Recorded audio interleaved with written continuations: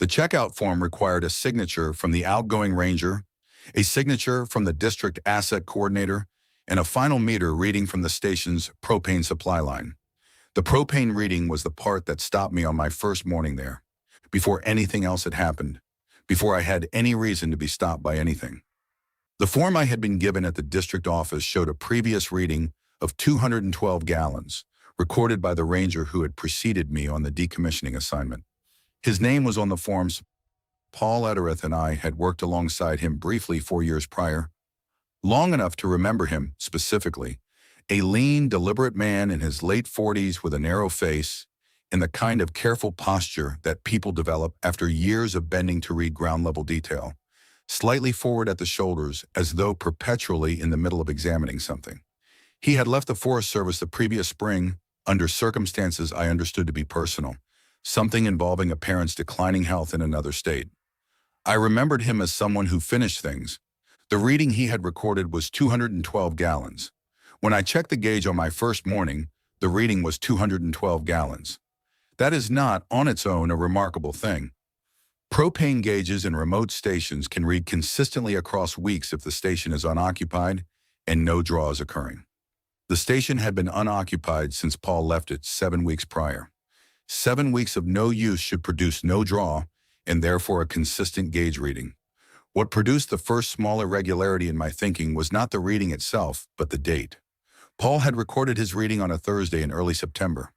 7 weeks later, on a Thursday in late October, the gauge read the same.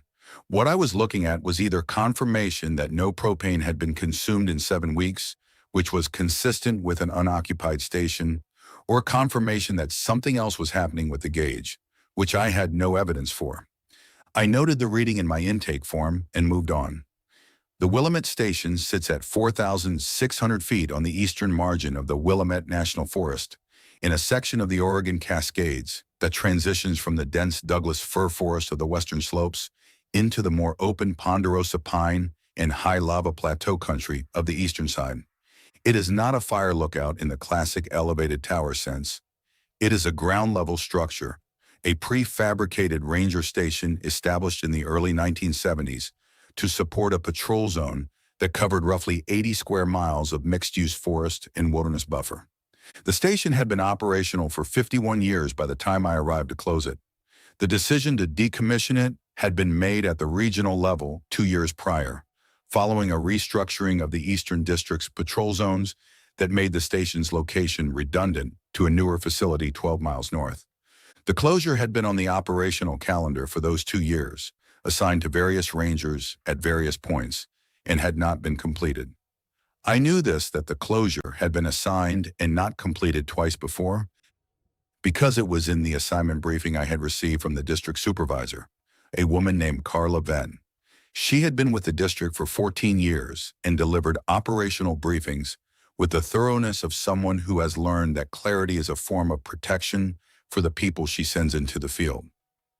She was 53 years old, compact and deliberate in her movements, with close-cropped gray hair and reading glasses she wore pushed up on her head until she needed them, which she consistently forgot she had done.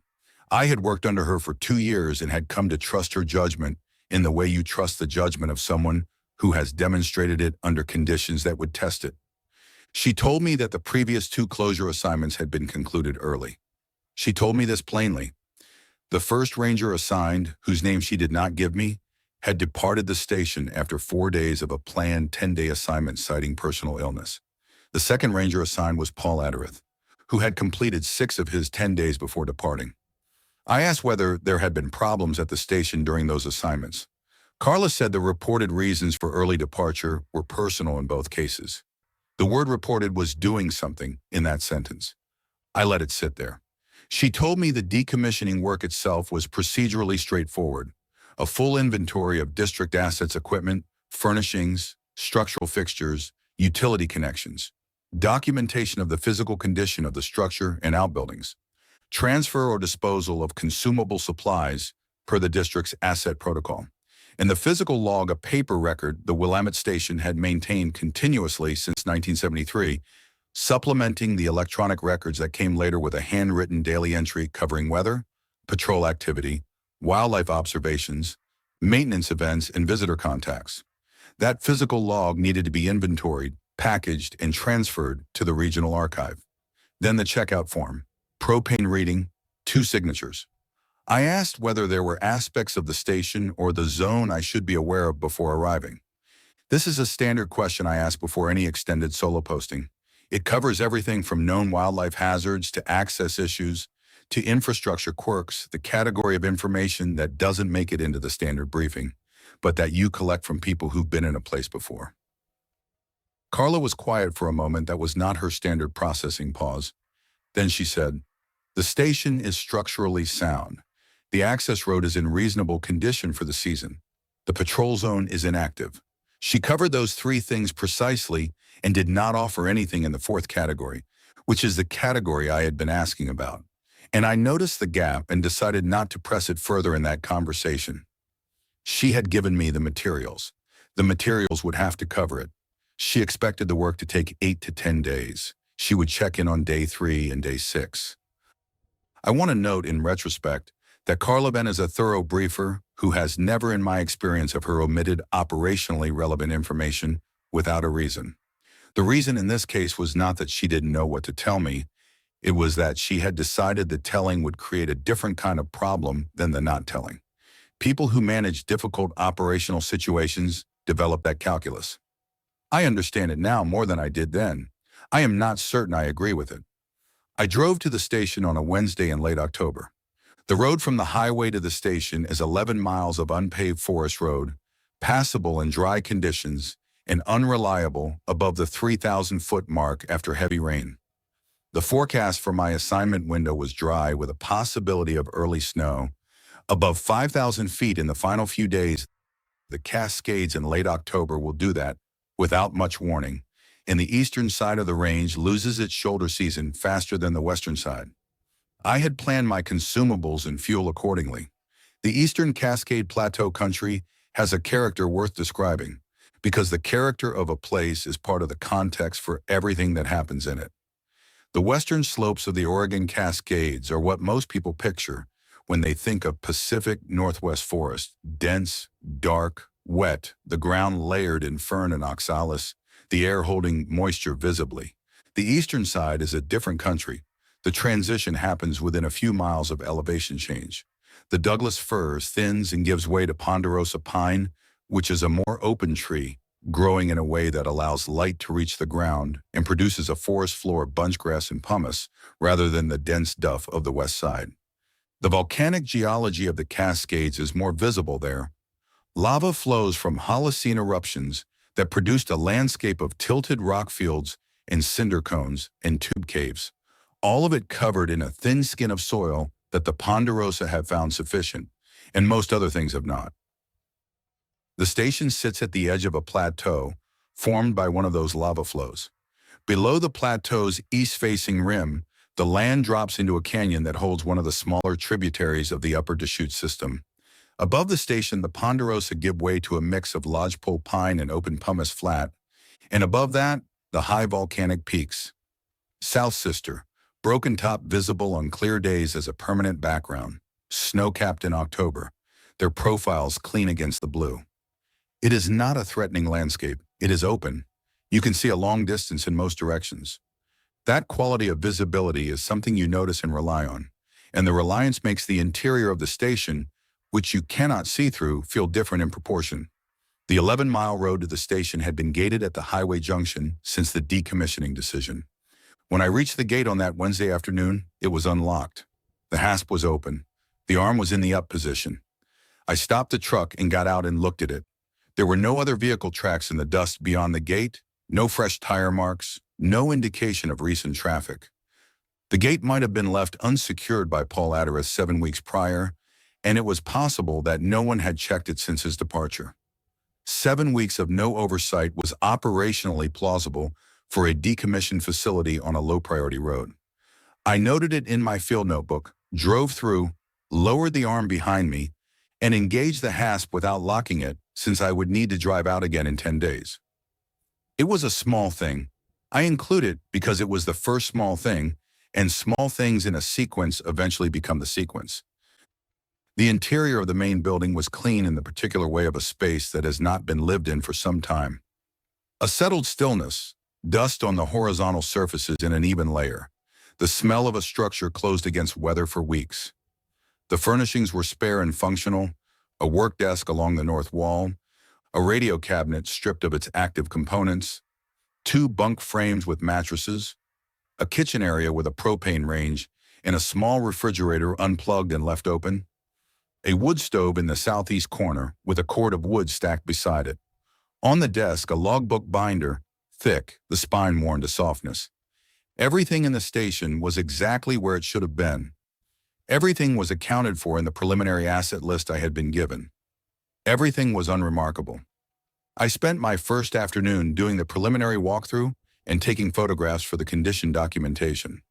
By late afternoon, the light through the station's two west-facing windows had gone to the long, low quality that high-elevation Eastern Cascades produces in October, a horizontal amber light that makes the pine trunks on the ridgeline above the station look lacquered, and that lasts about 40 minutes before it drops off the edge of the plateau and leaves a blue-gray dusk that cools fast. I started the wood stove, made a simple meal from my supplies, and sat at the desk with the logbook. I want to describe the logbook carefully because everything I discovered in it, I discovered in order, and the order matters. The logbook was a standard Forest Service Ranger log format, a hardbound binder with pre-ruled pages, each page dated and headed with the station identifier and the recording ranger's name. 51 years of entries from 1973 through the present filled multiple binders, but only the current binder covering the last several years was on the desk. The others were in the storage cabinet along the south wall, which I had not yet opened. I opened to the most recent entries and read backward from the last dated page. The last entry in Paul Edereth's handwriting was dated September 6th, which corresponded to his last full day at the station based on the timeline Carla had given me. It was a normal entry, weather observations, a patrol of the eastern boundary of the patrol zone, a note about a downed tree across the access road that he had partially cleared. His handwriting was a controlled, slightly compressed print that I recognized from having seen it on field forms 4 years prior. Careful, even, the handwriting of a man who was deliberate about small things. It hadn't changed. I read back through his 6 days of entries, and I want to describe what I found in them carefully because it matters. The entries were professional and thorough inventorying, documenting, photographing, making progress through the decommissioning checklist in a methodical way. I recognized Paul's approach. He was a systematic person who moved through tasks in a consistent order and who wrote field records in the way of someone who had been told more than once that his documentation was a professional model.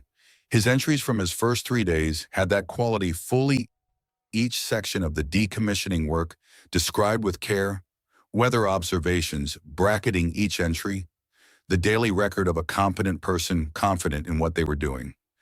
The entries from days 4 and 5 were the same in content and different in texture. I am aware that texture is not a precise word, but it is the honest one. The content was complete.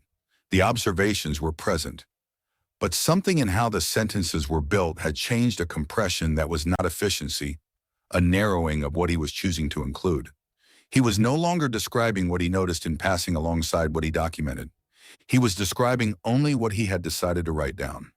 That distinction is small on the surface and larger underneath, because a person who writes only what they have decided to write has made a prior decision about what not to write, and in a field log, that negative space is itself a form of information. His Day 5 entry included 4 words at the bottom of the page, below the standard record, with no grammatical relationship to anything preceding them. The logbook binders. No verb, no completion. 4 words that pointed at something without landing on it. His final entry from September 6th ended mid-task. He had been documenting the storage cabinet contents and the entry listed 9 items before stopping, mid-sentence, mid-shelf. No closing notation, no weather observation, which he had included in every previous entry without exception. It simply stopped, as though the pen had been set down to address something more immediate and had not been picked back up. I thought about Paul Edereth's forward-tilted posture, the way he bent toward detail, and I thought about what would have had to arrive in that room to make a man like him put his pen down and not return to it. I noted this without drawing a conclusion and turned back further in the logbook. The ranger before Paul, the one who had been assigned the first closure attempt, whose name I had not been given, had entries covering 4 days in the previous March. I will call this Ranger M because that is the initial on the entries, and I do not have a full name and don't feel it's appropriate to speculate. M's entries were brief but complete for the first 3 days, brief in the way of someone who writes field records functionally rather than thoroughly, not in the way of someone abbreviating under pressure. The 4th day's entry was a single line. Conditions changed. Departing per protocol. I have been in this work long enough to know that per protocol, appended to a departure notice in a station log, means the ranger initiated a withdrawal using the procedures for early station abandonment, which require a radio contact with the district and a notation of reason. Conditions changed is not a reason. It is a description of the decision to leave that borrows the format of a reason without providing one. I turned to the entries before M's, the previous year's entries, from the last ranger who had used the station in its operational capacity, a full summer season posting, before the decommissioning assignments began. Those entries were voluminous, detailed, the entries of someone who genuinely enjoyed the station and the zone it covered. Regular elk observations, extensive fire weather monitoring during August, detailed notes on a controlled burn operation to the north of the patrol zone, notes on trail maintenance, visitor contacts, one extended entry about a family of pine martens that had established a den under the equipment bay. The writing had warmth to it. The entries ran through mid-October and then stopped, as they should have, when the seasonal posting ended. I closed the logbook and looked at the stove for a while. The fire was doing what fires do in a well-sealed stove, a steady combustion sound, the tick of the metal expanding, the occasional shift of settling wood. It was full dark outside by then, which above 4,000 feet in late October arrives completely, without the gradual softening that lower elevations provide. The windows were black, the station's solar battery system powered 3 LED lights, which I had on, and the quality of the interior light was adequate and institutional. I opened the storage cabinet along the south wall. The additional logbook binders were there as expected, in a row on the middle shelf, a row of identical Forest Service binders covering the station's history back to 1973, 48 years of operational record. I was not planning to read them systematically. The regional archive would handle that. I pulled the binder from the shelf covering the earliest entries, 1973 to 1976, because I was curious about the station's beginning, the way you're curious about the beginning of any long record. The first entry was dated June 14, 1973. The founding ranger's name was typed in the header rather than handwritten, which suggested the entry had been prepared at the district office before the station opened. It described the establishment in procedural terms: coordinates, elevation, patrol zone boundaries, equipment inventory. Standard. The entry for June 15th was handwritten, the same ranger, describing the first patrol, and then there was a section, perhaps half a page, that the ranger had written under the heading Local Information, which was not a standard log section and which suggested he had added it independently. It said he had spoken with a timber sale crew working the section to the east of the patrol zone and that 2 members of the crew had mentioned, in what he described as a passing way, that the station site had been selected over an alternative site further north, specifically because the alternative site was considered by some of the longer-serving crew members to be ground they were not comfortable working. He had asked what the concern was and had been told by one of the crew members that old-timers in the area said the flat above the North Ridge had a way of keeping people from leaving it on schedule. The ranger had written that he had thanked the crew member for the information and had noted it as local color. I put the 1973 binder back on the shelf and looked at the full row for a moment. Then I pulled the one immediately preceding Paul Adder's closure assignment, the final operational entries from the season before the decommissioning process began. I opened it at random to a summer entry. The entry was from the previous July and was unremarkable: a patrol log, a weather note, a visitor contact. But the page facing it, the previous day's entry, had a notation in the margin that was not in the main entry's handwriting. It was a smaller, more compressed script, and it said, "Check the northeast corner measurement again." I looked at that margin note for a long time. Check the northeast corner measurement again as a specific instruction. It implies a previous measurement, a reason to doubt that measurement, and a belief that the doubt is worth recording. In a station log, measurements typically refer to structural elements, room dimensions for maintenance records, equipment clearances, utility line distances. The northeast corner of the station's main building was where the north wall met the utility room attachment. I had photographed it that afternoon as part of the condition documentation. I went to my camera and found the photograph. The northeast interior corner looked exactly as it should.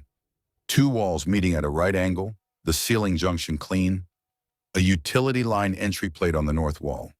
There was nothing in the photograph that suggested a measurement problem. The next morning I measured the northeast corner. The interior dimension of the station's main room, measured from the southwest corner to the northeast corner along the north wall, was 22 feet and 4 inches. That was consistent with the station's construction specifications, which were in the asset documentation I had been given. I measured the exterior of the north wall, 31 feet, 2 inches, also consistent with the specifications, which accounted for the utility room addition on the north end, the wall thickness, and the equipment bay attachment. I measured the utility room interior, 7 feet, 6 inches. I added the interior of the main room to the interior of the utility room and the wall thicknesses between them, 22 feet 4 inches plus 7 feet 6 inches, plus approximately 8 inches of wall construction, which should produce, on the exterior, approximately 30 feet 6 inches. The exterior measured 31 feet 2 inches. The difference was 8 inches. In a 50-year-old prefab structure, 8 inches of discrepancy is easy to attribute to construction variance, settling, or measurement error. I was not at this point alarmed. I was interested. I measured again, more carefully, using the tape twice on each dimension and averaging. The discrepancy persisted. 8 inches, unaccounted for, somewhere in the north wall. I tapped the north wall at intervals from west to east. The wall sounded consistent, the slightly hollow sound of a prefab panel, until approximately 2 feet east of center, where it sounded different. Denser, not hollow. The change in sound covered a section of wall approximately 18 inches wide. I looked at the wall surface. Same material as the rest, painted the same institutional green, with the same minor scuff in wear patterns. No visible seam, no visible patch. Whatever was producing the different sound behind that section of wall was behind an unbroken surface. I called Carla Venn on the satellite phone. This was day 2, not a scheduled check-in day, which I acknowledged when she answered. I described the measurement discrepancy and the wall sound difference without editorializing. I asked whether there was any record of a structural modification to the station's north wall in the maintenance history. She said she would check the maintenance records and call me back. She called back 40 minutes later and said the maintenance records showed no modifications to the north wall since the utility room addition in 1981. She said the addition's specifications were consistent with what I had measured on the exterior. She paused a pause slightly longer than the pause she usually took between pieces of information, and then said, "What's your current status otherwise?" I told her the work was progressing normally. I told her I had started reading the logbook and had some questions about the entries from the closure assignment period. She said, "What kind of questions?" I said I had noticed that Paul Atter's final entry ended mid-task and didn't include a departure notation. I said I had noticed the prior assignment's single-line departure entry. She said, "The log is a supplemental record. The official departure notifications were filed correctly for both assignments." She said this in a way that was accurate and that did not address what I had actually noted. I said, "What are the departure notifications attributed to?" She said, "Personal circumstances in both cases." She said, "The log is yours to inventory and transfer. If you find entries that seem incomplete, note them in your transfer documentation." That was the end of that conversation. I have replayed it enough times to be confident in my account of it. She was not untruthful in anything she said. She was also not answering the question I was asking in the way the question was being asked, which is a particular form of precision that people in administrative positions develop when they are operating close to the boundary of what they are authorized to discuss. On day 3, I found the other entry. I had been working through the older logbook binders as part of the inventory process, not reading thoroughly, but opening each one, confirming the date range, checking for damaged pages or missing sections, making notes for the archive transfer. I had worked back to the binders from the 1980s. I opened the binder covering 1987 to 1989 and was checking the page condition when an entry near the end of the 1988 section caught my attention. It caught my attention because the handwriting was mine. I want to be precise about this because it is the part of the account I have the most difficulty with and that I have thought about most carefully in the years since. The entry was not identical to any handwriting sample I could compare it to in the moment, because I did not have handwriting samples with me. But it was sufficiently similar to my own handwriting, the particular way I formed the lowercase g, the slightly uneven spacing I produce when writing on ruled paper, the habit I have of using a dash rather than a comma before an afterthought, that I sat with that page for a long time without being able to look away from it. The entry was dated November 3rd, 1988. I was not born until 1984. In November of 1988, I was 4 years old. The entry read, propane at 212, north wall measures short, transfer documentation incomplete. Will note and check out. I photographed the page, then I set the binder down on the desk and went outside and stood on the station's small porch and looked at the ponderosa pines on the slope above for a while. The day was clear and cold, a high-pressure clarity that the eastern Cascades produces in October, when the marine influence hasn't pushed through yet the sky a deep pressurized blue that you only get above 4,000 feet in that kind of air, the kind of blue that makes things look closer than they are. I looked at the sky and the ridge line and the canyon rim to the east, where the plateau dropped away into shadow, and I paid attention to my breathing, which is what I do when I need to move my thinking back from the edge of something and find a surface I can stand on. I was standing on the following facts. An entry existed in a 1988 logbook that described conditions I had independently confirmed at the station in the present. The handwriting was similar to mine in specific rather than general ways, not just the slant or the size, but the individual letter formations that accumulate over years of writing into a signature pattern that is as particular as a fingerprint. The entry was dated in a year when I was 4 years old. The ink was aged consistently with the surrounding entries. There was no physical evidence of alteration. I went back inside and looked at the entry again with the daylight coming through the west windows, rather than the LED light I had been working under. Daylight is better for assessing ink and paper. In daylight, the aging of the ink was unambiguous. The page had the slight yellowing that paper of that era, and that storage history accumulates.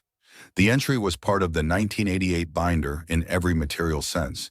It had been there since 1988. I sat with that for a long time, and then I made a decision that I want to describe honestly, because it explains everything that came after it. I decided to finish the assignment, not because I was unaffected, I was affected, in a way that would take me some months to fully assess, but I was aware, sitting at that desk in the afternoon light with the 1988 binder in front of me, that two people had left this place without finishing what they came to do, and that their leaving had not resolved anything. The entry was still in the binder. The wall still measured short. The propane gauge still read 212. Leaving would add my name to a list and leave the station exactly as it was. I had been sent to close the station. I was going to close the station. I called Carla Venn. I described the entry without leading with the handwriting. I said I had found an entry in the 1988 logbook that described conditions matching my current observations, including the propane gauge reading and the north wall measurement. I described the entry's content accurately. The silence that followed was 4 seconds long. I have counted it in my memory many times. 4 seconds from Carla Venn is a significant measure. She asked me to photograph the page and send it via the satellite uplink. I told her I already had the photograph and I sent it. She said she would review it and get back to me. She asked how I was doing personally. This was not a question she had previously asked during a check-in. I told her I was fine and that the work was progressing. She said she would call in the morning. She called the next morning and said the photograph had been reviewed by the district office. She said the entry was being referred to the regional archive for assessment. She said, "Continue your work. Document any further anomalies in the same manner. Photograph, note, report." I asked, Has the district seen entries like this before from this station? She was quiet for 2 seconds. Then she said, the log has a long history. There are entries that require archival review. She said, please continue your work. I continued my work. Days 4 and 5 were productive in the practical sense. I completed the asset inventory, finished the condition photographs, processed the consumable supplies, packaged the logbook binders for transfer. I worked steadily and kept my notes current and did not allow myself to spend more time on any single anomaly than documenting it required, because I was aware that the station had something that rewarded extended attention in a way that was not useful. That is the only way I know how to describe it. When I sat with the 1988 entry too long, or when I stood at the north wall listening past the point of observation into something more like waiting, I noticed a quality in myself that I did not trust a narrowing of what I was attending to, a compression similar to what I had read in Paul Atter's later log entries. I would put the notebook down. I would move to a different task. I would go outside into the clear, cold air and look at the ridgeline until the compression released. The days at that elevation in late October have a particular rhythm. The light arrives late and flat over the eastern plateau rim, warming slowly through mid-morning to a brief and generous clarity in the early afternoon, and then descending through the long amber of the late afternoon into a cold that arrives fast and complete once the sun drops below the ridge to the west. The ponderosa pines on the slope above the station made a dry, papery sound in the afternoon wind that was specific to that species and that elevation and that season, a sound I had heard before in other sections of the Eastern District, and that was in normal circumstances pleasant enough. At the station in those afternoon hours, I noticed that I was tracking it, listening for changes in its rhythm, the way you listen for changes in white noise, the way attention snaps to the moment a steady sound alters. Nothing in the sound of those trees altered. I was listening anyway. I measured the north wall 3 more times over those 2 days, from different positions and using different tape starting points, and the 8-inch discrepancy persisted in every measurement. I tapped the wall each time I passed it. The denser section was always in the same position, always approximately 18 inches wide, always sounding the way something sounds when it is backed by something solid rather than by air. On the afternoon of day 4, I spent 20 minutes examining the exterior of the north wall from outside, looking for any indication of a modification, a patch, a color difference in the pane, a variation in the panel seaming, and found nothing. The exterior surface was consistent and unmodified and gave no indication that anything behind it was different from anything behind the surrounding surface. I did not attempt to open the wall. I want to be clear about that, because it is the decision I think about most when I think about that assignment. I documented it, I measured it, I reported it, I noted it in the checkout form as a structural anomaly requiring maintenance review. I did not take a tool to it. The reasons for this were multiple, and I am not certain which one was primary. It was not my structure to damage. The decommissioning protocol did not authorize destructive investigation, and there was a quality to the decision not to open it that felt less like a professional judgment and more like an older kind of understanding. The kind that operates in a person before their reasoning catches up. Something that said, the people who were here before you also did not open it. That is not an accident. On day 6, during the morning's work, I opened the current logbook to make my daily entry and found that an entry for the previous day had already been made. It was in my handwriting. The entry described my previous day's activities accurately and completely, the asset inventory work I had done, the consumables I had processed, the measurements I had taken and retaken. It included weather observations that were correct for the previous day's conditions. Partly cloudy, high around 41 degrees. A light wind from the northwest in the afternoon. It was dated correctly. It was a complete, accurate log entry for a day I had lived, written in a hand I recognized as my own, that I had not produced. I sat at the desk for a long time. I want to describe that period of sitting accurately, because the quality of it is worth recording, and because it was different from what I might have expected of myself. I did not feel panic. I did not feel the acute physical spike of fear that dramatic situations sometimes produce. What I felt was a deep, deliberate stillness, the kind the body sometimes imposes when the thinking mind is working very hard and needs the body to stop demanding attention. I sat and I looked at the entry, and I thought about it systematically, the way I have been trained to think about anomalous observations. What are the possible explanations, beginning with the most ordinary? The most ordinary explanation was that I had written the entry and had no memory of doing so. Sleep-related automatism is a documented phenomenon. I had been sleeping adequately at the station, but had been waking earlier than usual, and my sleep had had a shallow quality that I had attributed to the altitude and the unfamiliar environment. It was not impossible that I had woken in the night or early morning, made a log entry in a state of incomplete wakefulness, and returned to sleep with no retention of the act. It was not impossible. It was also inconsistent with every other experience I had ever had of my own sleep behavior, which ran to the deeply unconscious rather than the ambulatory. The second explanation was that someone else had been in the station and had made the entry. This required that someone had a key to the locked station door, had entered without disturbing anything else in the building, had access to enough information about my previous day's activities to record them accurately, and had left without any other trace. The gate at the highway had been unlocked when I arrived. I had not relocked it. 11 miles of forest road without traffic was isolating but not impenetrable. The third explanation was the one I spent the most time with and the least time naming directly. The entry existed. The 1988 entry existed. The station had been measuring short for years. If the margin note in the 1987 logbook was to be taken as evidence of something already established then. Some things were happening at the Willamette station that had been happening long enough to be in the accumulated record, visible if you knew to look, and the district had been managing them without resolving them.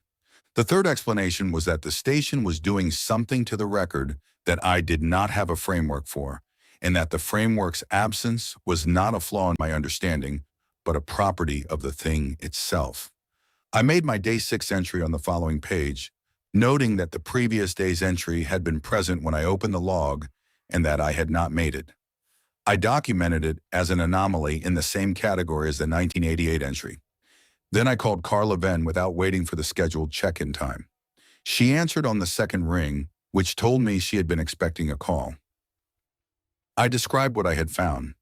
I described it with the same precision I had used for every previous anomaly report. She listened without interrupting. When I finished, she said, "Are you comfortable continuing the assignment?"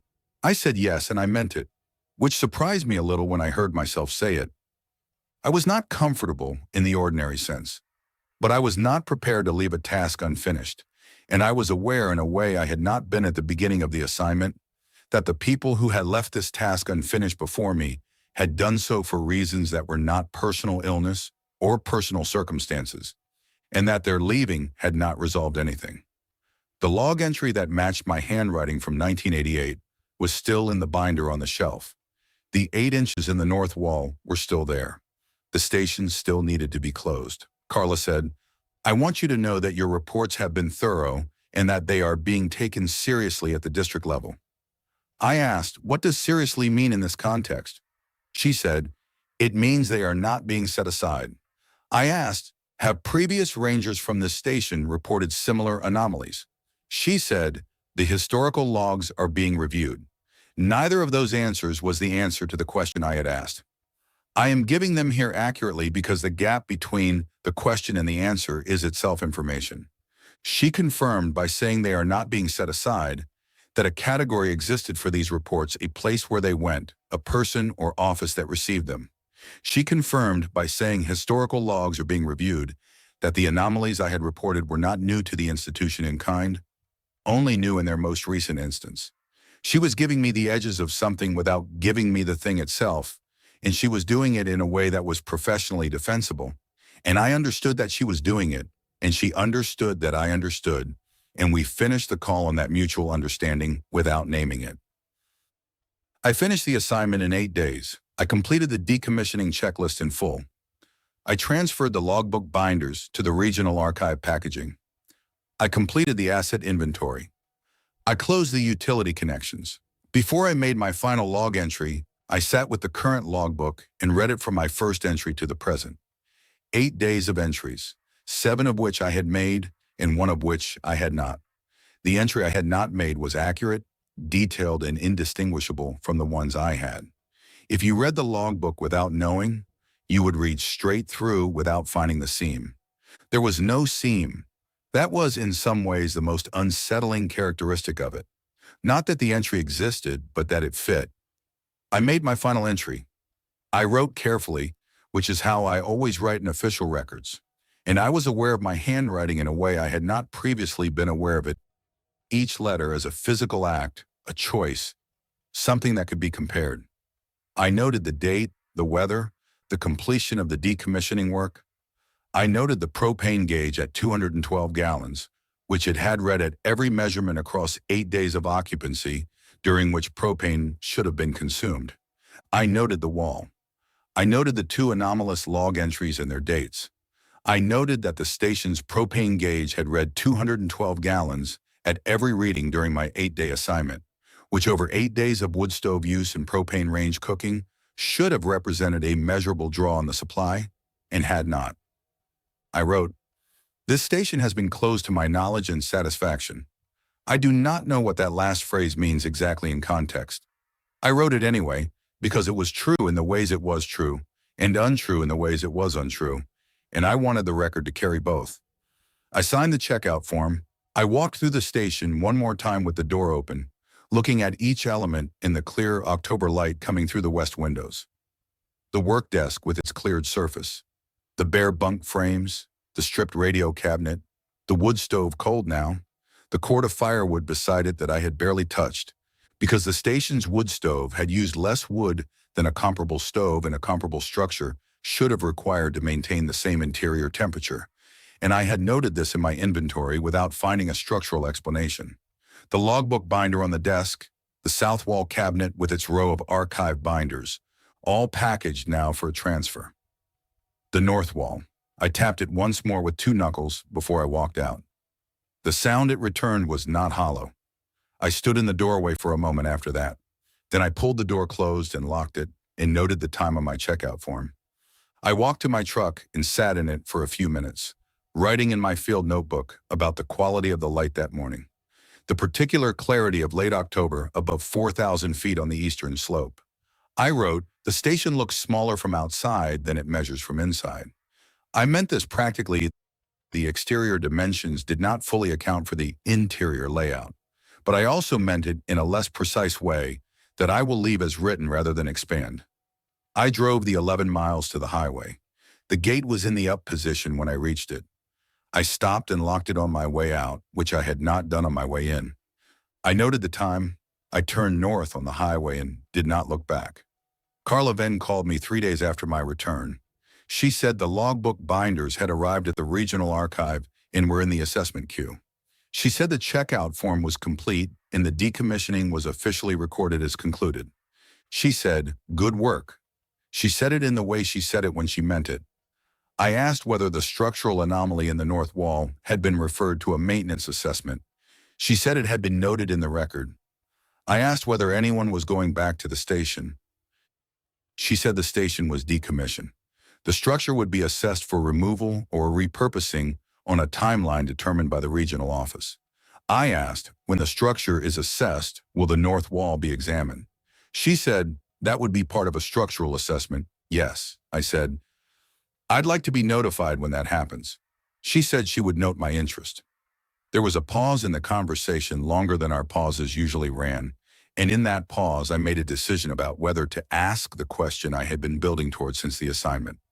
I had thought about how to ask it precisely enough that it couldn't be answered with accurate but evasive language. I had not found such a framing. So I asked it directly.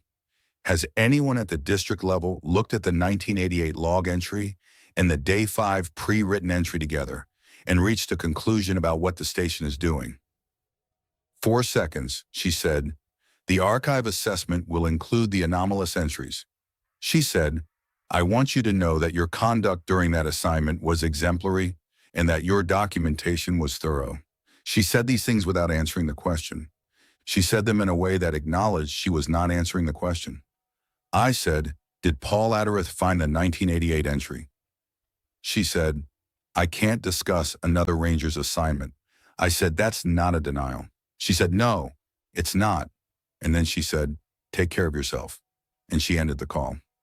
That was the most information Carla Ben ever gave me about the Willamette station, while technically saying almost nothing.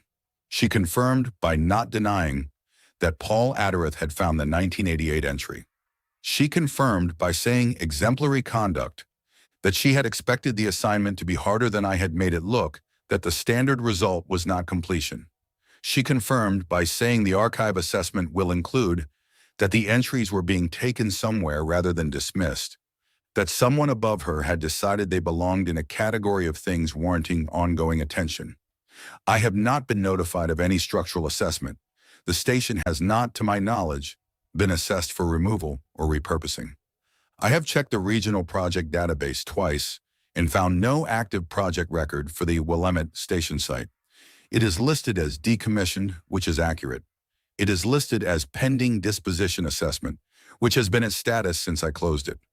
The structure sits at 4,600 feet on the eastern margin of the Willamette National Forest, with its door locked and its propane tank reading 212 gallons, and its north wall measuring 8 inches short of its exterior dimensions, and its logbook binders in a regional archive where someone will eventually open them and read it in order through 51 years of record until they reach a page in a 1988 binder and stop.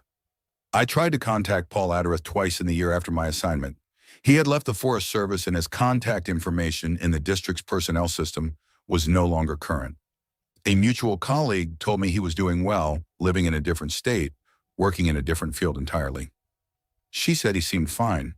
She said it in a way that suggested she had also wondered and had been somewhat reassured by the answer, which told me she had heard something about the station from someone, though she didn't volunteer it and I didn't ask. I thought about Paul Addereth's narrow, deliberate face, his forward tilted posture, the way he bent toward things he was trying to read. I thought about his pen going down on day 6 of his assignment and not being picked back up, and about the 4 words at the bottom of day 5, the logbook binders. I think he found something in the binders. I think he put the pen down and looked at it and made a different decision than the one I made. I transferred to a different section of the district the following year. A position opened in the Western Cascade Zone that suited my seniority and my interest in the above tree-line survey work. I drive through the Eastern Cascade Plateau section, occasionally, for access to survey areas in the higher elevation zones. In late October, when the light goes horizontal and the ponderosa trunks look lacquered in the afternoon, I sometimes take the road that passes within a few miles of the station's access gate. I don't turn off. I keep thorough logs, more thorough than I kept before that assignment. I date every entry precisely. I complete every entry fully. I do not stop mid-task. I change the way I form 2 letters in my handwriting sometime in the months after the assignment, enough that I would be able to identify my own writing with confidence if I were comparing it to something older. I did not decide to make that change. I noticed it had happened about 6 months after the assignment, when I looked at a field notebook from that period and compared it to one from before. Something in me had decided, without consulting the rest of me, that the distinction mattered. I still start fires in wood stoves the same way I always have, a kindling first, then the larger pieces once the kindling is established. I now tap the wall beside the stove before I light it. 2 knuckles, a single firm tap on whatever wall is closest to where I'm standing. The sound it makes is always hollow. I notice each time that I am relieved by that. The ponderosa outside my current station have been dropping their needles for the past week in the dry autumn wind, and the ground around the base of the nearest one is copper-colored in the morning light. I saw it this morning when I went out to check the weather instruments, and I stood there for longer than the task required, looking at the way the needles had arranged themselves, not randomly, but in a pattern that followed the wind's direction, all pointing the same way, like something had been through there, and everything had leaned away from it. The wind was still, the needles were pointing east. I wrote it in the log and came back inside.